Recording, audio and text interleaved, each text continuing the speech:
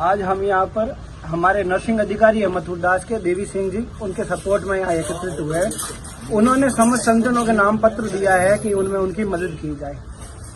ये एक मानवता के नाते ही हुआ है कि उनके जो साध्वी जो प्रेम भाईसा थे, जो स्वर्गीय अभी हाल ही स्वर्गीय हुए हैं, उनके परिजनों के द्वारा हमारे नर्सिंग अधिकारी देवी सिंह जी उनके पास में कॉल किए गए कि भाई आप आकर इंजेक्शन लगाओ, इनकी तबीयत ठीक नहीं है। वो ड्यूटी पर थे, उसके पश्चात उनके पास वापस 5 बजे इंजेक्शन लगाने के लिए कॉल आते हैं, तो वो मानवीय भावनाओं के नाते उनके घर पर जाते हैं और उनके द्वारा जो पूर्व में भी उनके परिजनों ने लगवाए थे, वो डॉक्टर की पर्ची के आधार पर लगाए थे, वही इंजेक्शन उनके परिजनों ने लगाने का आग्रह किया था, तो उन्होंने लगाए और वो उन्होंने ये भी कहा कि आप अस्पताल ले जाना चाहिए और वो घर आ गए। तो आधे घंटे बाद उनके पास कॉल आता है कि उनकी तबीयत बिगड़ रही है, तो उन्होंने कहा आप अस्पताल ले जाओ, जहां भी जरूरत पड़े मैं भी आपकी मदद के लिए आऊंगा, सरकारी में ले जाओ तो वहां भी मैं आपके साथ रहूंगा। ये उनके द्वारा जो लिया गया, ये आमतौर पर राजस्थान अपितु हर गांव ढाणी के अंदर एक नर्सिंग अधिकारी ही पहुंचकर प्राथमिक तौर पर मरीजों की मदद करता है। उसकी कभी ये भावना नहीं रहती है कि वो कभी किसी का बुरा करे। और इंजेक्शन भी वही लगाए हैं जो पहले से ही उनके परिजन लगवा रहे हैं, उनके परिजनों के आग्रह पर लगाए।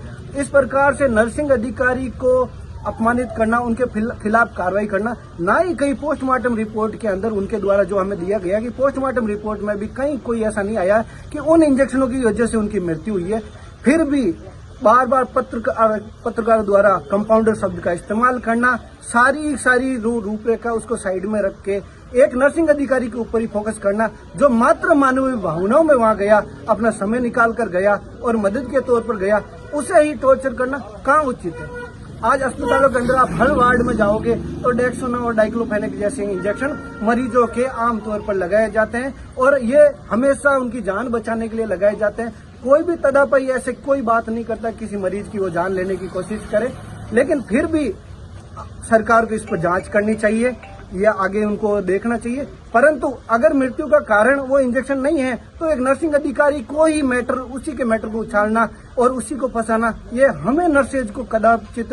स्वीकार्य नहीं है। इसलिए हम एकत्रित हुए और यहाँ से हम आगे बात करेंगे। हमारे और भी संगठन है, उन सबको साथ लेके